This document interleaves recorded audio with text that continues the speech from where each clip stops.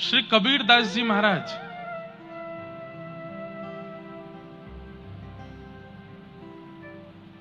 माता पिता के गर्भ से जन्म नहीं हुआ उनका, कैसे प्रकट हुए?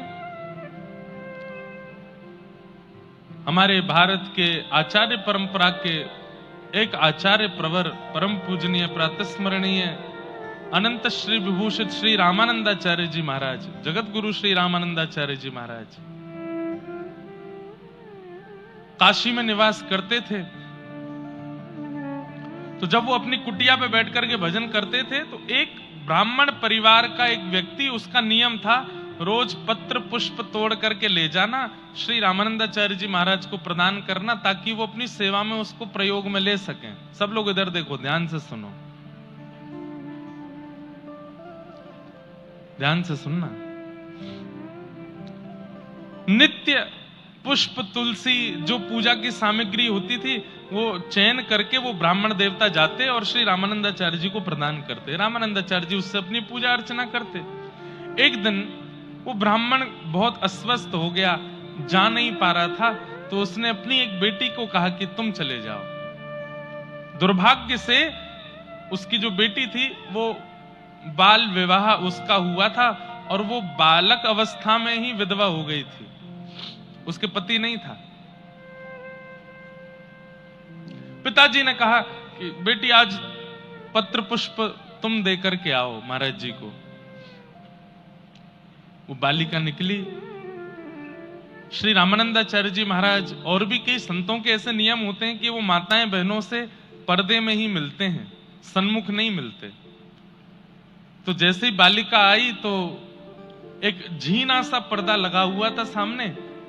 उन्होंने तुरंत अंदर से कहा, लाली पत्र पुष्प नीचे से दे दो बाहर। बालिका ने पर्दे के नीचे से पत्र पुष्प दे दिए। अब संतों का नियम होता है कि जब कोई माताएं आती हैं, बहनें आती हैं, तो कुछ ना कुछ प्रसाद जरूर देते हैं।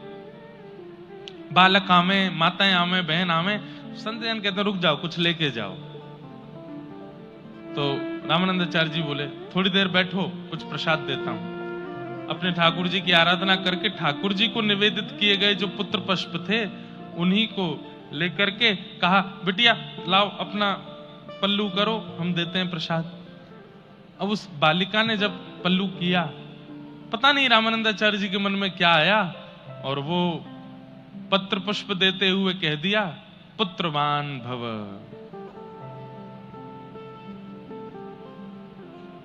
ये आशीर्वाद ग्रहण करते ही वो बालिका तो रोने लगी। बोले तुम रो क्यों रही हो? तो रोते रोते उसने बताया, महाराज जी मैं बाल विधवा हूं, मेरा विवाह हुआ था पर मेरे पति चले गए, और आपने मुझे ऐसा आशीर्वाद दे दिया है कि अब इस आशीर्वाद को ये कैसे फलित होगा, ये कैसे संभव हो सकता है? रामानंदाचार्य जी बोले, हमारे मुख से, हमारे भजन का, हमारे तप का, हमारे वेद अध्ययन का यही फल हमको मिला है कि हमारे मुख से कुछ असत्य नहीं निकल सकता।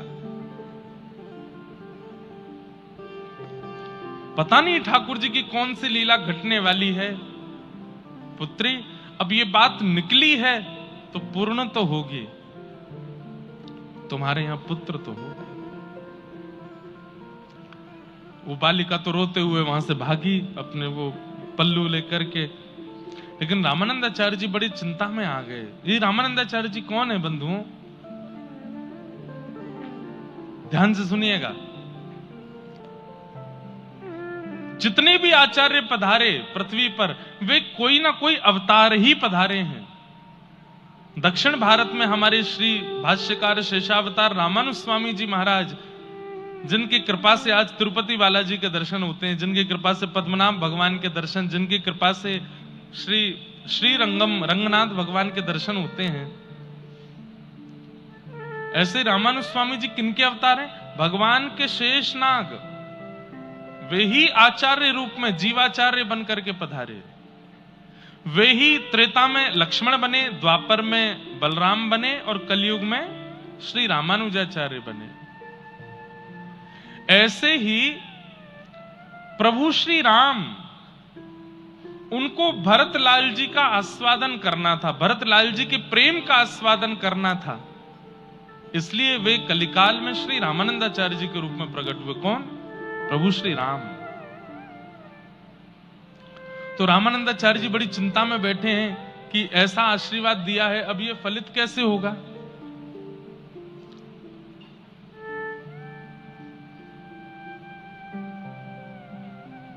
हमारे सूरदास जी महाराज कहते हैं, जो ठाकुर जी ने विधान रचा हुआ है उसको दुनिया की कोई ताकत नहीं मिटा सकती। अगर मुझे नीचे उतरते समय गिरना है तो मैं गिरूंगा ही गिरूंगा।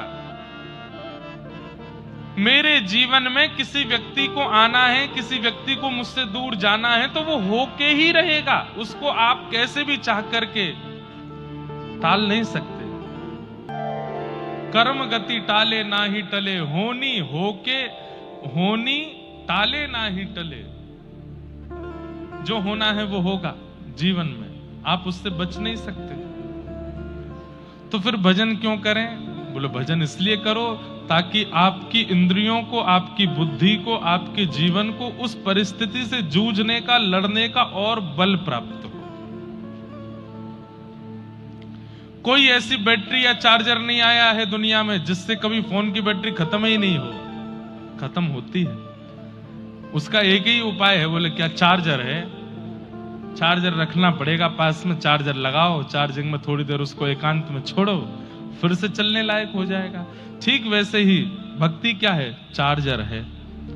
हम सब मोबाइल फोन है, जितने भी डोल रहे हैं यहाँ पे सब मोबाइल फोन है, और हमारा चार्जर कौन है? ठाकुर जी। अच्छा, फोन दिन में कम से कम 2 बार तो चार्ज करना पड़ता है। एक बार जो बहुत चलाते हैं, जो कम चलाते हैं उनको एक ही बार चार्ज करना पड़ता है, लेकिन जो बहुत चलाते हैं उनको 2 बार चार्ज करना पड़ता है। दिन में, दोपहर में 1 बार, रात्रि में 1 बार, और जो कम उपयोग करते हैं उनको एक ही बार बहुत है। ऐसे ही संसार के भोग विलास और दुनिया भर के प्रपंचों में जो लगे हैं उनको तो 2-3 बार दिन में भगवान को याद करना चाहिए, लेकिन जो भोग विलास और प्रपंचों से बचे हुए हैं वो एक ही बार याद कर लें, उसमें भी काफी है। पर याद तो करना पड़ेगा, ठाकुर जी को भजना तो पड़ेगा। अच्छा, किसी के मन में ऐसा आता है, क्या ठाकुर जी ये चाहते हैं कि हम उन्हें भजें? ना, ठाकुर जी को कोई फर्क नहीं पड़ता। हां, वो ये जरूर चाहते हैं कि मैं अपना कल्याण करूं, मैं या आप अपना कल्याण करें। हम बार बार जब पृथ्वी में जन्म लेते रहते हैं, ठाकुर जी को भी पीड़ा होती है, बहुत कष्ट पा रहा है, बहुत पीड़ा में है, अपना कल्याण क्यों नहीं कर लेता? और कल्याण करने के मार्ग बताने के लिए ठाकुर जी स्वयं पृथ्वी पर अवतार लेते हैं। कभी राम बन के आते हैं, कभी कृष्ण बन के आते हैं, कभी ग्रंथों के रूप में प्रकट होते हैं, संत जनों के वाणी के द्वारा प्रवचन करवाते हैं, ताकि आप अपना कल्याण कर सको, मैं अपना कल्याण कर सकूं। हमारे कल्याण से ठाकुर जी को सुख मिलता है। हम उनको भजें ऐसी उनकी इच्छा नहीं है।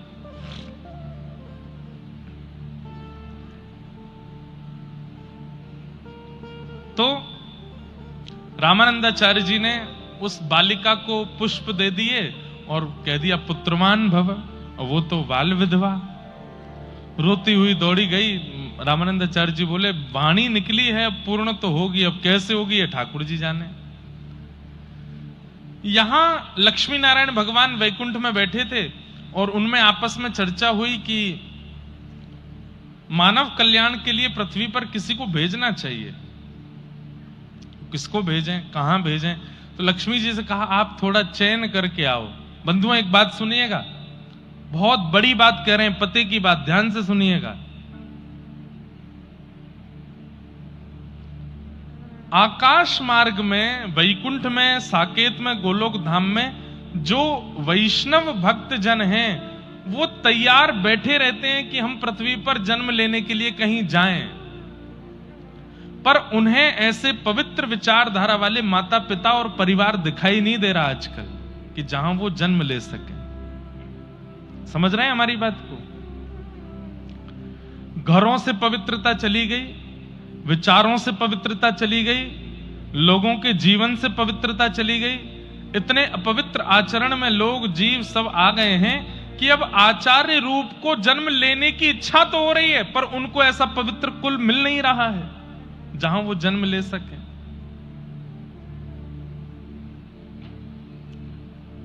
इसलिए मन को, बुद्धि को, घर को पवित्र कीजिए ताकि कोई आचार्य आपके परिवार को चुन ले और आपके घर के बालकों के विवाह के उपरांत जब उनके गर्भ में कोई संतान आवे तो वो कोई आचार्य ही आवे। ऐसी विचारधारा रखो। अब आजकल के युवा विवाह के उपरांत, पहले सुनने में आता था केवल पति देव पी के पड़े रहते हैं, अब पति पत्नी दोनों पीते हैं, साथ में पीते हैं। घर के सब लोग जब सोने चले जाते हैं तो उनके कमरे में रखे हैं, वो वहां जाके पीते हैं। आप कहोगे महाराज जी आपको कैसे पता? हम दुनिया में घूमते हैं, हम पूरी दुनिया में जाते हैं, घाट घाट का पानी पीते हैं, हर जगह हमको पता चल जाता है किस प्रकार के लोग हैं। भक्ति कुछ सिखाए ना सिखाए, एक चीज जरूर सिखाती है, व्यक्ति को परखना सिखा देती है भक्ति। पर्सनालिटी डेवलपमेंट होता है भक्ति करने से। आप कितने भी हाथ जोड़िए, दुल्लर तिल्लर होइए किसी रसिक के सामने, आपके मन में क्या है वो पहचान ही जाता है। अति भक्ति चोरे लक्षण। कोई खूब पांव में गिरा गिरा जा रहा है, अरे महाराज जी, आपके भीतर का चोर दिख जाता है उसको। इसलिए हम तो बहुत, और हमारी कथा में सबसे ज्यादा युवा ही आते हैं। कथाओं से अवकाश एक दो दिन का होता है तो यूनिवर्सिटी या कॉलेज में कहीं एक आध दिन का सेशन होता है, वहां जाते हैं। तो युवाओं के बीच में बैठ करके तो ऐसी ऐसी बातें सुनने को मिलती हैं, वो तो हम बता भी नहीं सकते मंच पे। आजकल संबंधों के रूप में बहुत कुछ चल रहा है। प्रेम का नाम दे करके एक व्यक्ति के साथ हैं, पर एक्स्ट्रा में भी किसी को सोच के रखा है, अगर इससे बात नहीं बनी तो ये है, इससे काम चल जाएगा। जैसे गाड़ियों में स्टेपनी होती है ना, एक टायर पंचर तो एक है साथ में। ऐसे ऐसे आज के युवा कॉलेज और यूनिवर्सिटी में पढ़ने वाले, उनकी ऐसी विचारधारा है। कहां से कोई ऋषि आपके परिवार को चुन करके जन्म ले लेगा? कहां से कोई महात्मा आपके परिवार में जन्म ले लेगा? नहीं लेगा। इसीलिए अब ऋषि परंपरा, संतों की परंपरा, भजनानंदियों की परंपरा लगभग खत्म होती जा रही है। हम आप सब भाग्यशाली हैं, हमारे आपके आज के जमाने में भी कुछ संत हैं जिनको हम देख पा रहे हैं। हमारी अगली जनरेशन को कोई दर्शन नहीं मिलने वाला है, क्योंकि अब संत बचेंगे ही नहीं, संत है ही नहीं, भजनानंदी है ही नहीं। और भारत जिस दिन संत विहीन हो गया, उसी दिन घोर कलयुग का आगमन हो जाएगा। आप अपनी उंगलियों के खाने में गिन लो, इतने संत भी नहीं हैं इस वक्त पृथ्वी पर जिनका दर्शन, जिनका स्पर्श, जिनका प्रणाम हमें पवित्र करता हो। तो लक्ष्मी जी को ठाकुर जी ने कहा, आप पृथ्वी पर जाइए, देख करके आइए, कोई उचित परिवार हो तो वहां मैं अपने किसी भक्त को भेजूं।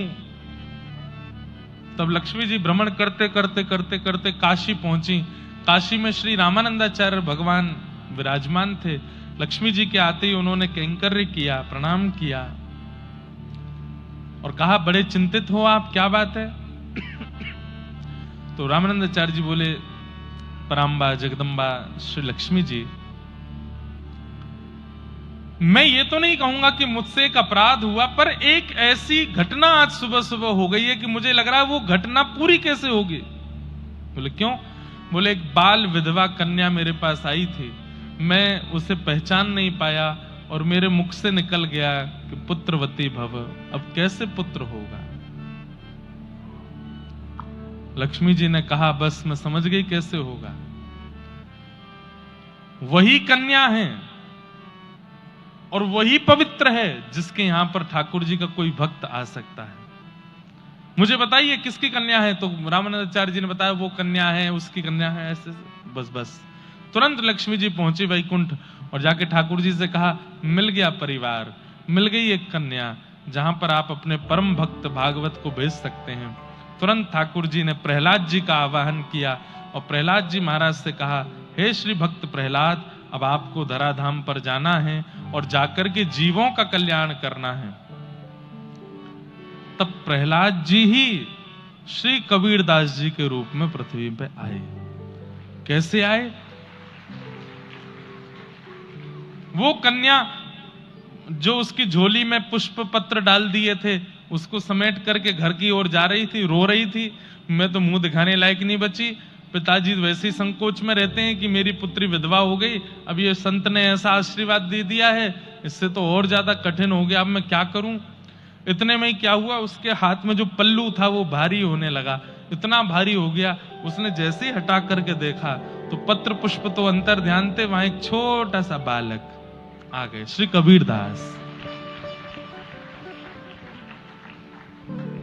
अब तो वो कन्या इतनी घबरा गई, बोले अब क्या करूं मैं, ये तो और बुरा हो गया मेरे साथ, मैं किसको बताऊंगी, कैसे बताऊंगी कि ये कहां से मिला बालक।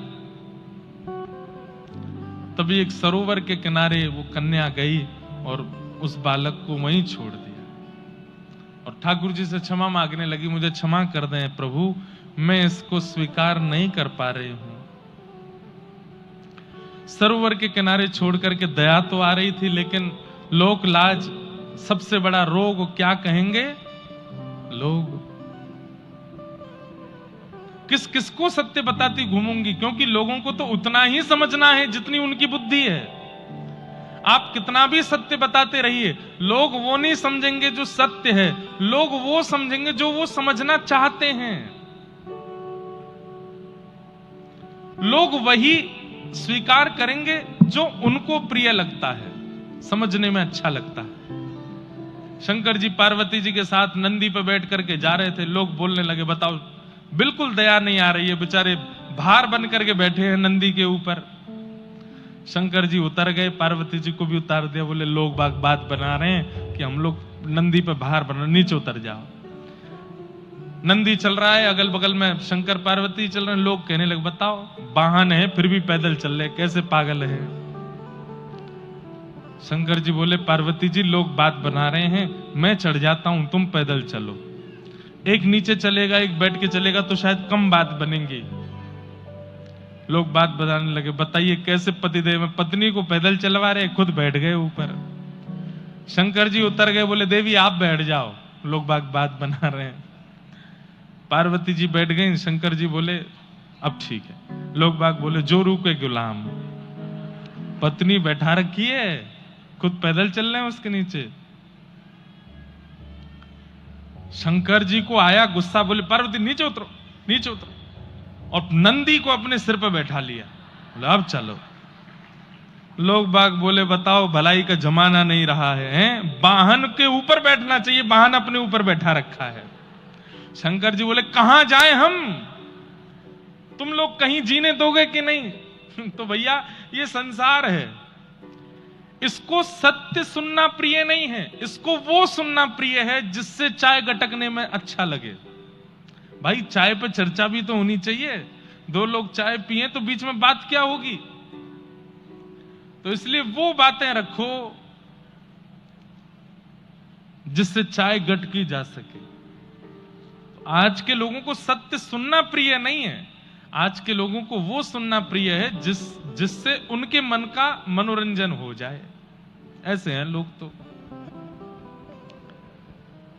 कन्या ने विचार किया कि अगर मैं इस बालक को लेकर के गई, मैं कितना भी बोलूंगी कि रामानंदाचार्य जी ने आशीर्वाद देकर के दिया, पत्र पुष्प दिए और ये अपने आप बालक आ गया, कोई नहीं मानेगा।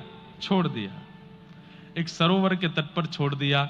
वो बालक गिरता गिरता गिरता सरोवर में जा गिरा। तभी एक कमल प्रकट हुआ कमल के ऊपर वो बालक आ गया। सर्पों ने आकर के उस कमल को घेर लिया।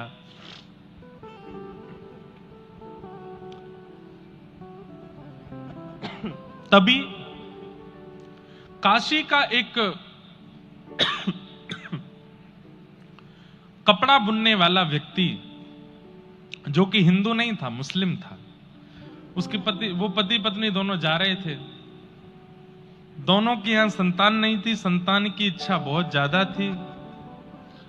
सरोवर के तट से निकलते समय उन्होंने जैसे ही देखा एक बालक, बोले देखो हमारे ईश्वर ने हमारी सुन ली, भले ही हमारी संतान नहीं हुई लेकिन एक संतान बालक दी है।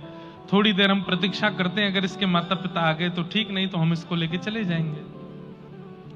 प्रतीक्षा की, कोई नहीं आया तो उस बालक को लेकर के वे दोनों दंपति चले गए और उसका नाम कबीर रखा। कबीर ईश्वर के द्वारा जो प्रदत्त है वो कबीर है। बाल्यकाल से ही दिव्य चेष्टा, दूध पान नहीं किया। क्यों नहीं किया? क्योंकि मां को दुग्ध आता नहीं था और घर में भेड़ बकरियां थीं।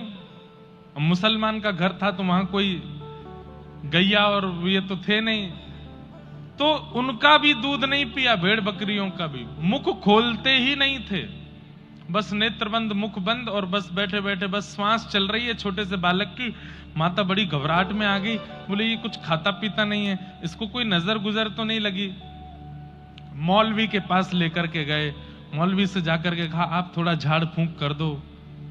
मौलवी ने झाड़ फूंक कर दिया, फिर भी खान पान शुरू नहीं हुआ।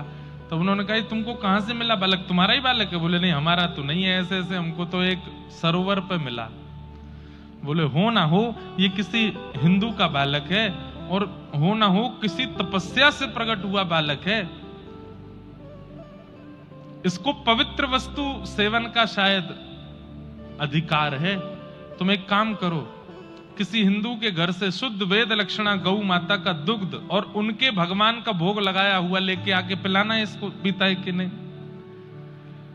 तो कोई जानकार हिंदू थे, उनके घर जाके कहा कि आप शुद्ध गैया का दूध का भोग लगा के हमको दो।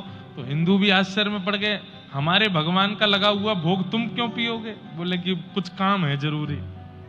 तो ठीक है, गैया का दुग्ध उसका भोग लगा करके जब दिया तो दोनों पति पत्नी ने जाकर के जैसे ही कबीरदास जी के सन्मुख पधराया, नेत्र भी खुल गए, आंख प्रसन्न हो गए और तुरंत उस दुग्ध का पान कर लिया। पहली बार दुग्ध पान किया।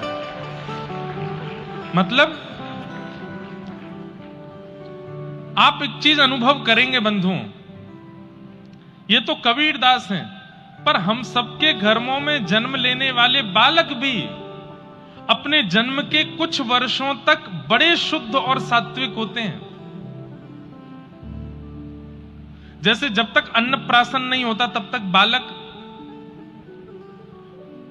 पयोव्रती होता है। पयोव्रती मतलब दूध पी करके रहने वाला पयोव्रती होता है।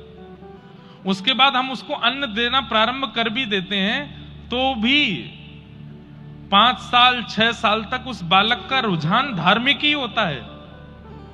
घर में कितना भी कुछ आप गाना चला दो, संगीत चला दो, कुछ भी चला दो, ठीक है, उसकी तरफ वो देखेगा जरूर, लेकिन आप मंदिर में घंटी बजाओ तो बालक के अलग ही कान खड़े होते हैं। दादी दादाजी मंदिर में पूजा करने जाते हैं तो वो बालक का रुझान उनके संग ही होता है, मंदिर जाने का होता है, मंदिर में बैठने का होता है, ठाकुर जी की आराधना देखने का होता है। लेकिन जैसे ही बालक 6-7 वर्ष का होता है फिर उसका रुझान खत्म होने लगता है। क्यों? उसका नहीं खत्म होता रुझान, हम खत्म करवाते हैं। मां खिचड़ी खिला रही है, नहीं खा रहा, टीवी चलाओ और टीवी पे गाने चला दिए, उल्टे सीधे गाने चल रहे हैं, उनको देख करके बालक खिचड़ी खा रहा है। बालक छोटे बच्चों के साथ खेलने लगता है, हम उसको समझाते हैं उसके बेटे के साथ नहीं खेलना, वो ऐसा है, वो गंदा है, वो गंदा बच्चा है। वो नहीं जानता गंदा बच्चा किसको कहते हैं, हम उसको बता देते हैं कि इसको गंदा बच्चा कहते हैं, इसको अच्छा बच्चा कहते हैं, ये अच्छी आंटी हैं, ये बुरी आंटी हैं। उसके मन में विकार थे ही नहीं, किसने डाल दिए? हमने डाले। कहते हैं, पता नहीं कितना सत्य है इस बात में, लेकिन अगर किसी बालक का जन्म हो और घर के सारे सदस्य 1-1.5 वर्ष तक अगर मौन रहें, उसके सामने कुछ ना बोलें, उसको खिलाएं, उसको झुलाएं, उसको नहलाएं, लेकिन कोई शब्द ना बोलें, तो जब वो बालक बोलना सीखेगा तो सबसे पहला शब्द संस्कृत का बोलेगा। उसके अंदर से अपने आप वेद ध्वनि प्रकट होने लगेगी। ऐसा मैंने सुना है। बंधुओं और विशेष रूप से माताएं बहनें,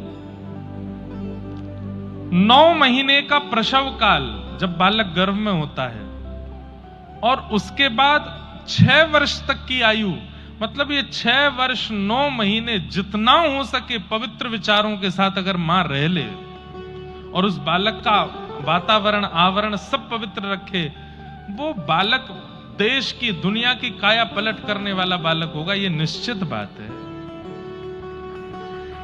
लेकिन हम लोग लाड़ प्यार में इतने रहते हैं, 9 महीने जब माता जी गर्भवती होती हैं तो घर के सब सदस्य उनकी मनवांछित वस्तु खिलाते हैं, उनको तीखा भी खिलाते हैं, मिर्च भी खिलाते हैं, उनको जो मन करता है वो खिलाते हैं, जहां मन चाहता है वहां ले जाते हैं।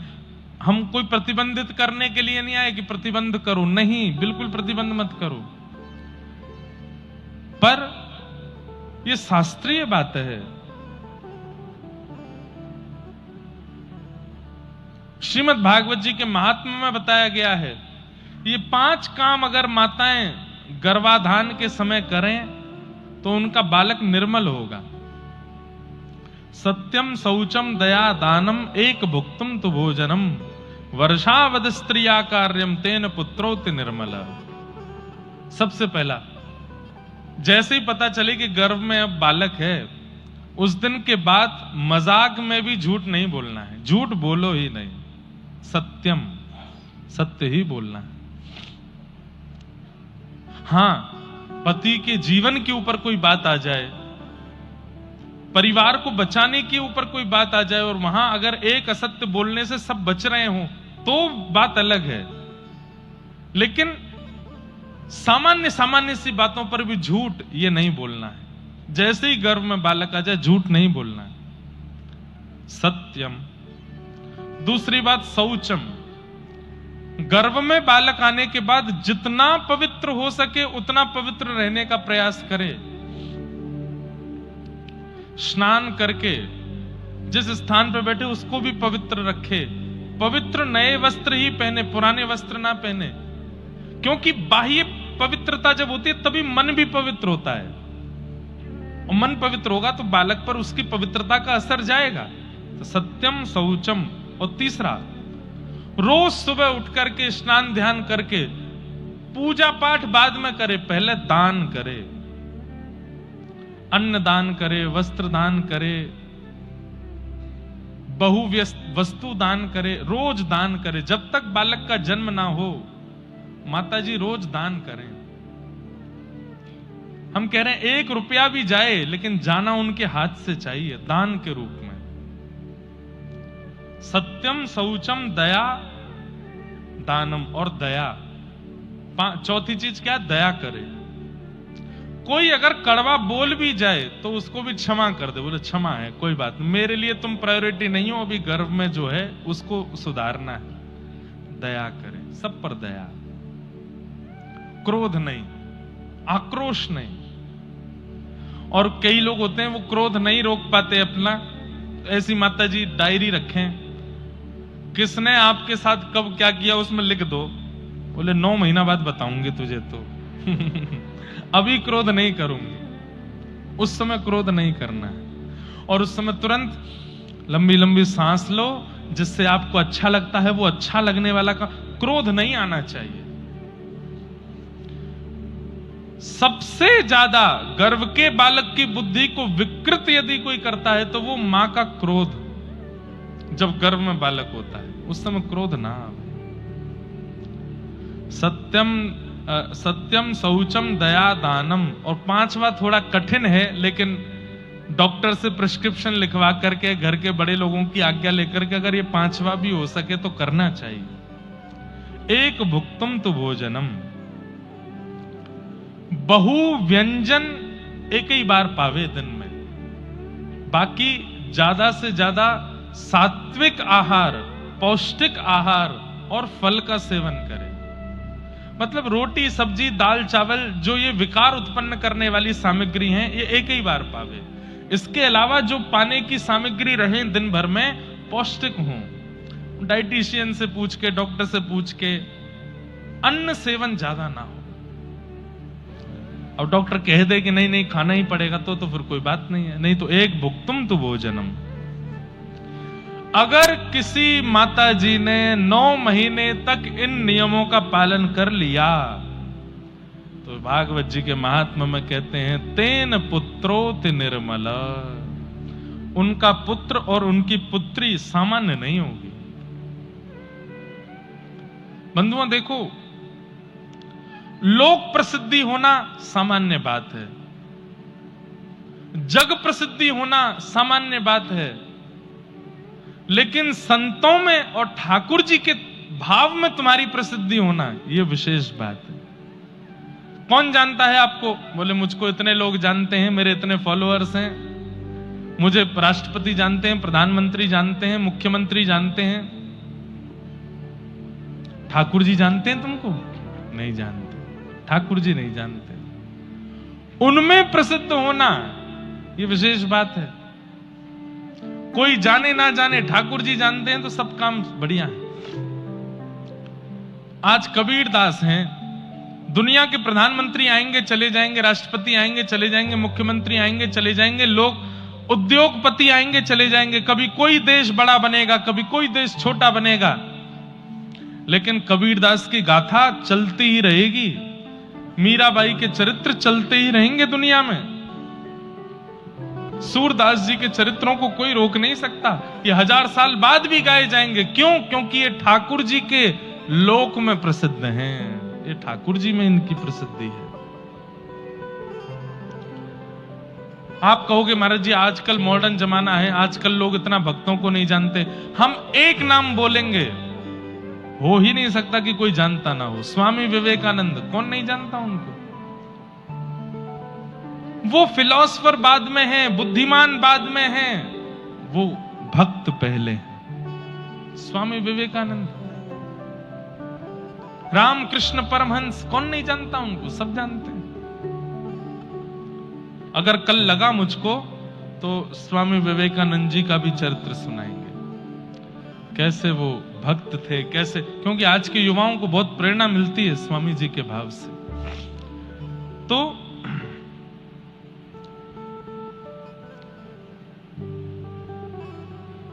कबीरदास जी को ठाकुर जी का प्रसादी दूध जैसे ही दिया, उन्होंने तुरंत स्वीकार किया और पहली बार उन्होंने पयो व्रत को तोड़ा। धीरे धीरे कबीरदास जी बड़े होने लगे। अब तो रोज एक हिंदू के घर से आता है प्रसादी भोग, वही पाते हैं और कुछ पाते नहीं है। माता पिता को चिंता तो होने लगी कि भैया ये कहीं ऐसा नहीं हो कि देवी देवताओं को भी हमारे घर में ले आवे। तब पति पत्नी समझाते, ठीक है भगवान ने संतान नहीं दी थी, उससे अच्छा हो तो गई, एक संतान तो है, थोड़ा बड़ा होगा इसको भी सिलना बुनना सिखा देंगे, हमारी तरह काम धंधा करेगा, सब बढ़िया चलेगा। कबीरदास जी बड़े हुए थोड़े से, तो जैसे हमारे यहां पर अन्नप्राशन संस्कार होता है, हमारे यहां पर मुंडन संस्कार होता है, हमारे यहां पर नामकरण संस्कार होता है, फिर उसके बाद कर्ण छेदन संस्कार होता है, उसके बाद यज्ञोपवीत संस्कार होते हैं। ये सारे संस्कार बच्चों के होते हैं। ऐसे अन्य वर्ग विशेष वालों के यहां भी संस्कार होते हैं। संस्कार तो नहीं कहेंगे, पता नहीं क्या ही होता है वो। तो एक उनके यहाँ की पद्धति से कुछ होना था, और वो जब तक नहीं होता तब तक उसको पूर्ण मुसलमान नहीं मानते। तो वो करवाने के लिए किसी मौलवी जी को बुलवाया, बोले कि आप कर दीजिए। तो कहते हैं सैकड़ों मौलवी आ गए, सैकड़ों बड़े बड़े पीर आ गए, लेकिन दूसरों की पीड़ा दूर करने वाले, बुखार दूर करने वाले जैसे ही कबीरदास जी के घर में प्रवेश करते, तो प्रवेश करते ही उनको इतना तीव्र बुखार चढ़ता, नाचने लगते महाराज। उनका सिर इतना भारी हो जाता, चीखने चिल्लाने लगते, अरे तुम्हारे घर में कुछ है जिसके कारण हमारी बुद्धि भ्रष्ट हो जाती है, बुखार चढ़ जाता है। सब भाग जाते हैं वहां से। बड़े बड़े लोग आए, लेकिन महाराज कबीरदास जी को स्पर्श नहीं कर पाए। तब एक बहुत बड़े मौलवी जी थे, वो हिंदुओं की भी खूब पहचान करते थे। उनके पास जाकर के पूछा, बोले क्या हो रहा है, हमारे घर में कोई आकर के ये क्रिया कर क्यों नहीं पा रहा है? बोले मैं आता हूं। तभी उन्होंने आकर के देखा, बोले अरे घर से बाहर आके बात करो, सब लोग सावधानी से सुनो। तो उनके पिताजी बाहर गए, बाहर जाके बोले क्या हुआ? बोले तुम्हारा बालक किसी बानर की गोद में बैठा है, और वो बानर हाथ में एक बड़ी सी गदा लेकर के बैठा है। जैसे ही हम भीतर गए तो हमको दिखाने लगा ऐसे, और दूर भगाने लगा। वो किसी बानर की गोद में बैठा है। बोले कौन बानर है? बोले कि हिंदुओं का एक देवता है हनुमान जी, ही उनकी गोद में बैठे हैं, वो तुम्हारे बालक की रक्षा कर रहे हैं। भैया सुनो हमारी बात। बोले क्या? बोले काटा पीटी करके इसको कोई और मत बनाओ, ये जो है इसको वही रहने दो। इसको ठाकुर जी ने बना के भेजा है, ये परमात्मा ईश्वर ने इसको बना के भेजा है, ये और कुछ करके तुम इसको कुछ करने का प्रयास मत करो, ये जो है इनको वही रहने दो। माता पिता बोले ठीक है। कबीरदास जी धीरे धीरे थोड़े बड़े हो गए, अपने घर में रहते और कभी कभी ध्यान लगाने के लिए बैठ जाते। एक दिन माताजी चक्की पीस रही थी, उसमें गेहूं डाल रही थी। कबीरदास जी आए और आकर के बोले मां, ये तुम इतने सारे गेहूं अंदर डालती हो, सब कहां चले जाते हैं? तो मां ने बताया ये सब पिस करके बाहर आ जाते हैं। तुरंत कबीरदास जी बोले ओहो, तो यही तो दुनिया का चक्र है मां। ये दो पाटे हैं, और इन दो पाटों के बीच में तुम जितने गेहूं डालते हो सब पिस करके आटा बन जाते हैं। ठीक वैसे ही मैया, ये आकाश भी ऊपर वाला पाटा है, पृथ्वी नीचे वाला पाटा है। इन दोनों के चक्र में मैं, आप और ये पूरी दुनिया पिस रही है मां। हम सब पिसने के लिए आए हैं यहां पर, कोई नहीं बचेगा। एक दाना भी अगर इस पाटे के अंदर चला जाता है तो पिस करके ही निकलता है। पिसना मतलब दुख, दारिद्र, संकट, कष्ट ये होंगे ही होंगे जीवन में। जन्म लिया है पृथ्वी पर और इनसे कोई बचा हुआ है ऐसा कोई व्यक्ति नहीं हो सकता। सबके जीवन में कष्ट, दुख, दारिद्र, पीड़ा सब आता है। तभी मां बोली नहीं, कुछ दाने बच जाते हैं। बोले कौन, कहां है मां? मुझे तो सब पिसे हुए दिख रहे हैं। तो मां ने पाटे उठा करके दिखाया, तो बीच में एक लोहे का कुछ डंडा था, उसके नीचे 2-3 दाने बच गए। बोले ये बचे हुए। तुरंत कबीरदास जी के नेत्र सजल हो गए। बोले कि मां अब मैं समझ गया। बोले क्या? इस पृथ्वी रूपी चक्की में सब आते हैं, आकाश और पृथ्वी के चक्की में सब पिसते चले जाते हैं, लेकिन ये बीच में एक लोहे का तंतु है, इसके नीचे जो छुप जाता है उसको ये पृथ्वी और ये आकाश और ये सब पिसा नहीं पाते। ये तंतु ही श्री गुरुदेव के चरणारविंद हैं। जो इन गुरुदेव के चरणार बिंदों के नीचे आ जाता है, जो राम नाम के चरणार बिंदों के नीचे आ जाता है, जो ठाकुर जी के आश्रय के नीचे आ जाता है मां, वो 2-4 ही होते हैं। हजारों डाले जाते हैं दाने पर, 2-4 ही बच पाते हैं। वो 2-4 वही बचते हैं जो ठाकुर जी के चरणाश्रित हो जाते हैं। चलती चाकी देख के देत कबीरा रोए, 2 पाटन के बीच में साबुत बचा न कोई। कबीरदास जी ने जब देखा कि सब पिस गए हैं, लेकिन जो उस चक्की के भीतर एक लकड़ी के नीचे अब छुप जाता है या आश्रय ले लेता है, उसको कोई नहीं पीस पाया। इस संसार में पिसना सबका निश्चित है, सबको पिसना पड़ेगा, लेकिन गुरुदेव और ठाकुर जी का आश्रय जो व्यक्ति ले लेता है वो चक्की के अंदर आता है लेकिन पिस नहीं पाता है। चक्की के अंदर पिसने का अभिप्राय क्या है, तात्पर्य क्या है? पूर्ण रूपेण इस संसार के बंधनों में बंध जाना ही चक्की में पिसना है। अब देखो, एक बात आपको बहुत पते की बता रहे हैं, इधर देखो सब लोग ध्यान से सुनो। कई लोग कथा में बैठे हैं, वो लोग जब कथा के भाव सुनते हैं तो उनके मन में आता है कि ये महाराज जी 25 साल पहले क्यों नहीं आए हमारे जीवन में। 25 साल पहले हमने ये बातें सुन ली होती तो फिर बहुत कुछ सुधर गया होता। अब तो हमने ये भी बंधन कर लिया, अब तो हमने वो भी बंधन कर लिया, इतना कुछ बिगाड़ लिया, अब तो कुछ समझ ही नहीं पा रहा है। इसका मतलब क्या है?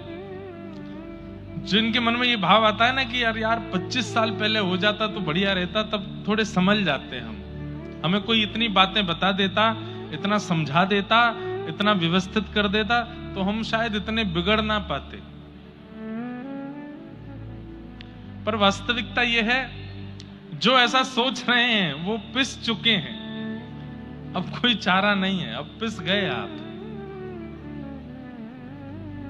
पर जितने युवा भाई बहन बैठे हैं कथा में, अब उनके माता पिता कहते हैं भाई तू तो समझ सकता है, तू तो संभल सकता है अभी भी, लेकिन युवाओं के ऊपर अलग ही रंग चढ़ा होता है। ठीक है, हमें मत समझाओ, हम देख लेंगे, हमें जो करना है। पर आगामी 25 साल बाद जो आज कथा युवा सुन के जा रहे हैं, वो भी यही कहने वाले हैं कि यार उस समय मान ली होती बात तो इस संसार चक्र में हम भी बच गए होते। बहुत तगड़ा चक्र है और इसमें पिस ही गए हैं। और इसका उदाहरण दें, महाभारत युद्ध में कौरवों के पिताजी, क्या नाम है उनका, क्या नाम है? धृतराष्ट्र। धृतराष्ट्र को किसी ने जाकर के समझाया कि तुम जो कर रहे हो वो अधर्म है, तो धृतराष्ट्र क्या उत्तर देते हैं कि जानामि धर्मम न च मे प्रवृत्ति, जानाम्य धर्मम न च मे निवृत्ति। मैं जानता हूं कि धर्म क्या है और मैं जानता हूं कि अधर्म क्या है, पर जानते हुए भी कि ये धर्म है, मैं पता नहीं क्यों कर नहीं पा रहा हूं, और जानते हुए कि जो कर रहा हूं वो अधर्म है, उसको छोड़ नहीं पा रहा हूं। और अब बहुत देर हो चुकी है, अब मैं इस चक्र से निकल नहीं पाऊंगा, अब तो नाश होकर के ही मेरा कल्याण होगा। इसका मतलब क्या है? वो जानते थे कि अब मैं फंस गया हूं इस संसार चक्र में, अब तो पिस करके ही निकल पाऊंगा बाहर। कुंभकर्ण जब समझाते हैं रावण को, तो कुंभकर्ण कहते हैं भैया तुमने संतों के यज्ञ में विघ्न किया, तुमने ऐसा किया वैसा किया, यहां तक भी बात ठीक थी, लेकिन किसी की पर स्त्री का अपहरण किया, ये अच्छा नहीं किया भैया, ये अच्छा नहीं। अगर आप युद्ध जीत भी गए तो भी इसका परिणाम लंका को भोगना पड़ेगा, आज नहीं तो कल, कल नहीं तो परसों। भैया ये काम आपने अच्छा नहीं किया। तब रावण कहता है मैं जानता हूं कि मैंने अपराध किया, लेकिन मैं इतने अपराध कर चुका था कि इसके अलावा कोई और उपचार नहीं था अपना उद्धार करवाने का, इसलिए सीता जी का हरण करके आया ताकि राम जी आए और आकर के मेरा वध करके उद्धार करें मेरा।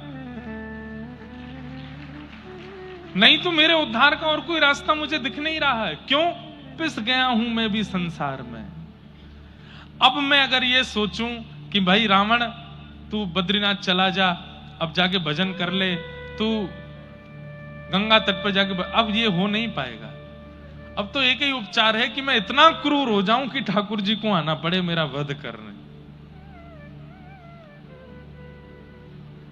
तो कई लोग ऐसे हैं जिनकी आयु निकल गई हाथ से, 40, 50, 55, 60 के हो गए। कभी कभी कथा सुन के बड़े दुखी हो जाते हैं। क्यों? महाराज जी 25 साल पहले हमको किसी ने नहीं बताई ये बातें, नहीं तो हम समझ जाते। 30 साल पहले कथा सुन ली होती तो शायद हमारा जीवन परिवर्तित हो चुका होता। अब करके क्या फायदा? अब तो घर में आग लग चुकी है, अब तो घर में आग लग चुकी है, अब कुआं खोद करके क्या फायदा? अब तो फायर ब्रिगेड बुलानी पड़ेगी। और फायर ब्रिगेड बुलाकर, फायर ब्रिगेड क्या है भाई? घर में आग लगनी शुरू हो जाए और घर में कुआं ऑलरेडी है तो बुझाया जा सकता है, लेकिन घर में आग लगनी शुरू हुई, तुम कुआं खोदना शुरू करो तो जल के राख होगा वो। तब तो फायर ब्रिगेड ही बुलानी पड़ेगी। वो क्या है? अंतराम कहीं आवत नहीं। अब तो उम्र निकल गई भैया, अब बदल नहीं सकते। अब तो एक ही प्रयास करो कि अंतिम श्वास में राम नाम निकल जाए मुख से, अंतिम क्षण में भगवान नाम, अंते नारायण स्मृति। वही आपका उद्धार कर पाएगा। पर युवाओं के पास, बालकों के पास अब भी समय है, वे सुधर जाएं, अपने विचारों को, अपनी क्रियाओं को, अपनी मनस्थिति को पवित्र कर लें, अपने आहार विहार आचरण को शुद्ध कर लें।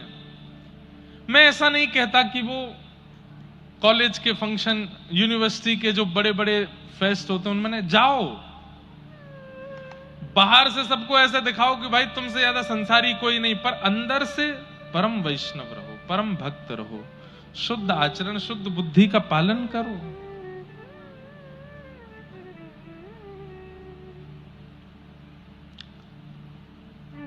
कबीरदास जी को अपना कबीरो लिखना भी नहीं आता था, पर इतने बड़े कवि हो गए क्योंकि वो जब बोलते थे उनके मुख से निकलने वाले शब्द आभा मंडल को प्रभावित करते थे, और उसी को सुन सुन करके लोगों ने कबीरदास जी की पंक्तियों को लिख दिया दुनिया में। बाकी कबीरदास लिखना नहीं जानते थे, राम बोलते थे। थोड़े और बड़े हुए कबीरदास, पिताजी इनको लेकर के गए कहां? मदरसा पढ़ाने के लिए। मदरसा में मौलवी जी ने इनको ले लिया भीतर, लाओ हम पढ़ाएंगे इनको। मौलवी जी पढ़ा रहे थे, पढ़ाते पढ़ाते कोई काम आ गया तो बच्चों को बोले तुम लोग तैयारी करो, मैं अभी आता हूं। बाहर गए तो कबीरदास जी ने सारे बच्चों को राम राम राम बोलना सिखा दिया। बोलो बच्चों राम राम। अब सारे वहां पर जो मदरसे में बच्चे पढ़ने आए वो सब राम राम राम राम राम उच्चारण करने लगे। कबीरदास जी बोले ऐसे नहीं, नेत्र बंद करो, मेरुदंड कमर का सीधा करो, दोनों भुजाओं को बिल्कुल ऐसे रखो। बोले इससे क्या होगा? बोले इससे वो ईश्वर, वो परमात्मा जिसके हमारी माता पिता आराधना करते हैं उसका दर्शन होगा। बोले अच्छा, और क्या होगा? बोले वो ईश्वर मिल जाएगा तो जो चाहोगे तुमको खिलाएगा, जो चाहोगे पिलाएगा आदि। सब बच्चे आकर्षित हो गए बात से। बाल चेष्टा, बालकों को जैसा बता दो, उनके अंदर छल नहीं है ना, उनके अंदर कपट नहीं है, वो विश्वास से युक्त होते हैं। छोटे बच्चों की एक खूबी होती है, उनमें विश्वास की पराकाष्ठा 99% होती है। उनको अगर बोल दो तू सो जा, शाम को तुझे बाजार लेके जाएंगे, तो सो जाएगा, क्योंकि विश्वास इतना करते हैं वो। देख तू खा लेगा ना, हाँ तू खा लेगा तो फिर तेरे को कल वो वाला टॉय दिलाएंगे, तो तुरंत खा लेता है। क्यों? विश्वास की पराकाष्ठा 99% होती है। फिर हम ही छल करके, कपट करके, उसकी इच्छाएं पूरी ना करके, उसको विश्वास को तोड़ करके उसको कपटी बना देते हैं। उसको बार बार हम जब विश्वास दिलाते हैं कि हम ऐसा करेंगे, तू करेगा तो हम ऐसा, और नहीं करते तो धीरे धीरे उस बच्चे को समझ आने लगता है कि ये झूठ है, ये कपट है। और फिर वह भी वो करना सीख जाता है। भैया ये परिवार चार दीवारी के भीतर वाला ही बच्चे का निर्माण करता है। कोई समझे तो सही, कोई परखे तो सही।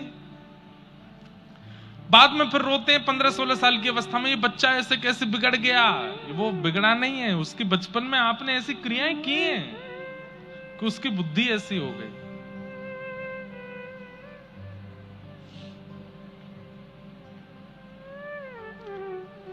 बाल चेष्टा, छोटे बालक जब समझने वाले होने लगते हैं ना, 1, 2, 4 वर्ष के, उस समय जितना हो सके आध्यात्मिक चर्चाएं उनके सामने करो, ठाकुर जी की चर्चाएं सुनाओ।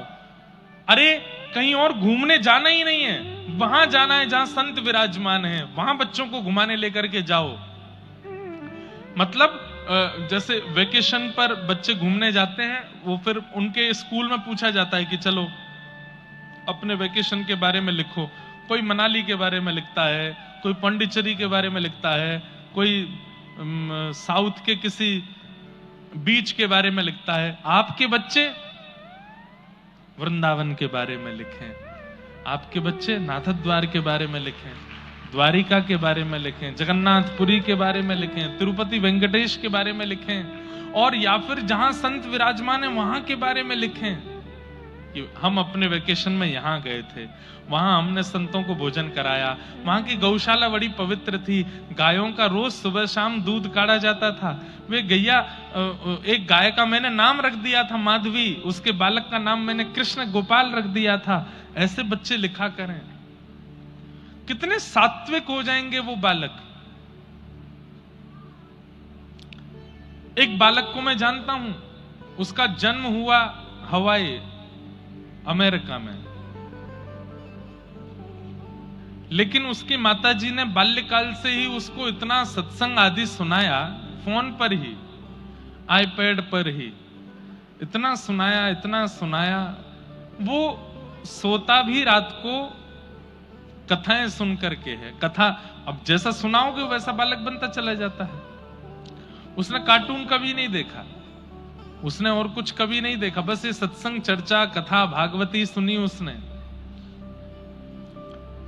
उसका परिणाम 15 वर्ष की अवस्था में जब वो भारत आया और जिन जिन संतों को उसने सुना, उनके जब प्रत्यक्ष दर्शन करने के लिए गया, उसने अपनी मां से एक ही वरदान मांगा, बोले एक चीज दे दो बस। क्या? बोले अब भारत से वापस नहीं जाना, यहीं रहना है, यहीं रह करके और अपनी आध्यात्मिक जीवन को आगे करना है। आज उस बालक का आध्यात्मिक जीवन बड़ा अच्छा है। वो नई नई रिसर्च करता है वेदों पर, नई नई रिसर्च करता है आध्यात्म पर, कथाओं पर, ठाकुर जी की लीलाओं पर।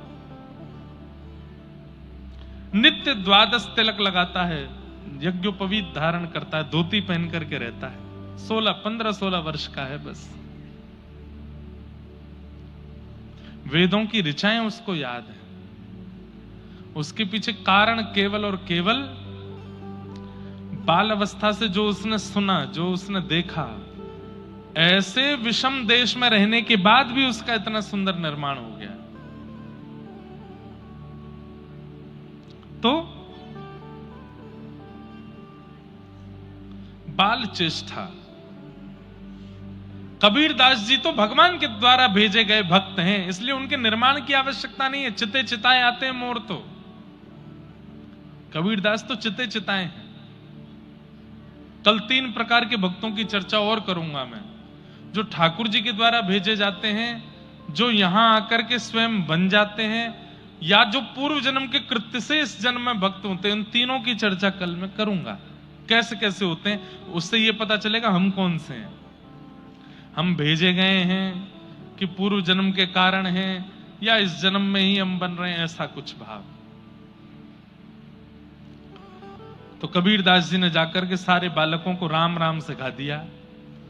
थोड़ी देर बाद मौलवी जी आए, आकर के बोले, हाँ जी सब बालकों, जो तालीम हमने तुमको दी सुनाओ।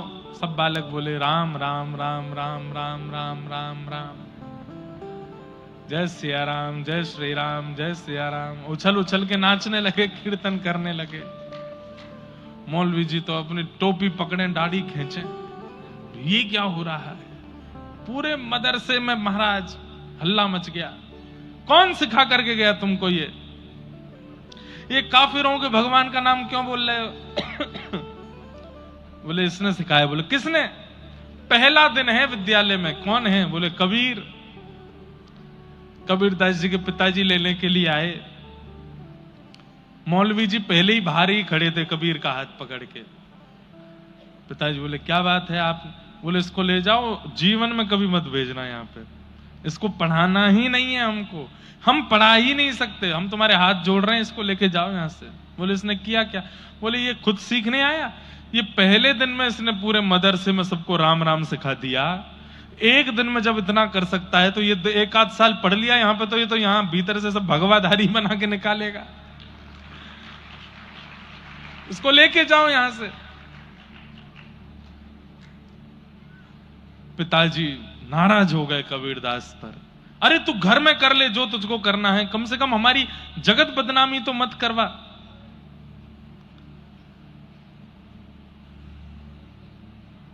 घर में आके मां ने समझाया, खूब डांटा। बोले क्यों करता है तू?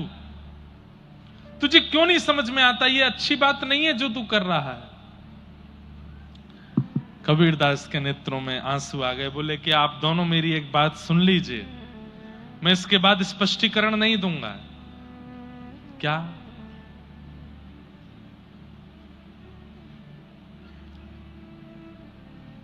माई मोहे एक राम सो काम, माई मोहे एक राम सो काम।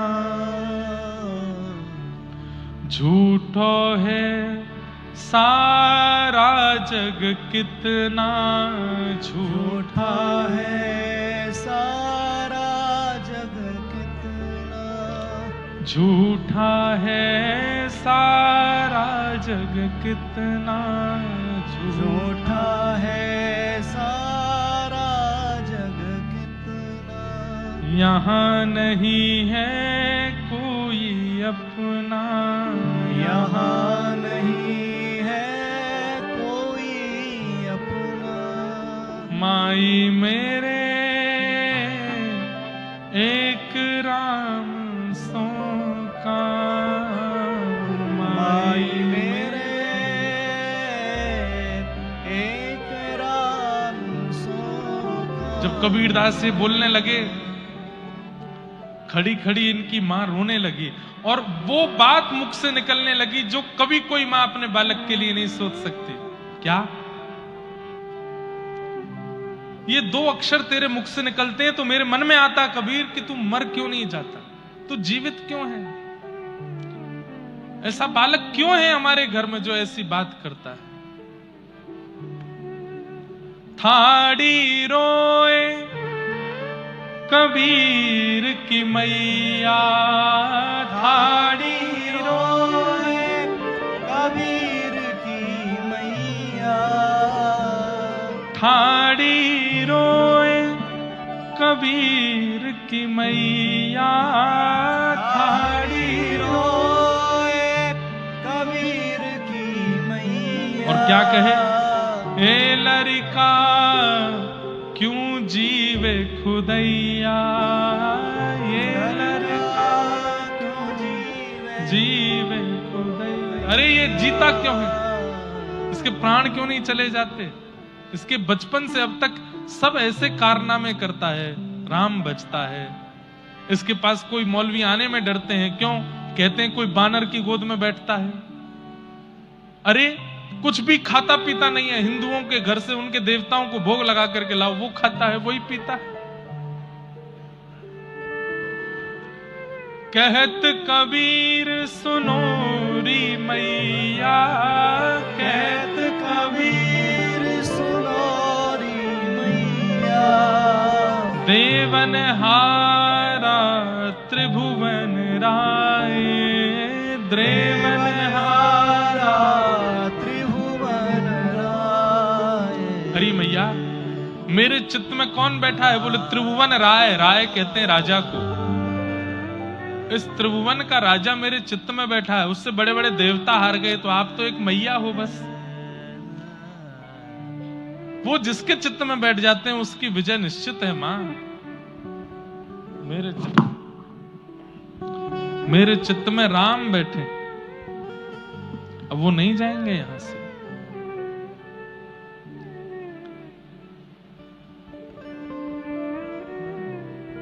राम, ऐसे श्री कबीरदास बाल्यकाल में ही ठाकुर जी के हो गए। क्यों? क्योंकि ठाकुर जी ने ही भेजा है। अच्छा, सूरदास जी के पद, मीराबाई के पद, अन्य अन्य भक्तों के पदों में आपको लीलाओं के दर्शन होंगे। ठाकुर जी की लीला, ठाकुर जी के रस का आस्वादन होगा। पर कबीरदास जी के पदों में केवल डांट फटकार है। सबको सिखाने के लिए आए हैं कबीरदास। ठाकुर जी ने इनको केवल शिक्षा देने के लिए भेजा, दुनिया को सिखा के आओ। इसलिए कबीरदास जी के पदों में ज्यादा रस, ज्यादा लीला, ज्यादा भाव, ये सब नहीं है। एक कबीरदास जी का बहुत अच्छा पद है, सुनाऊं। हाँ, ये डर लागे और हंसी आवे, अजब जमाना आया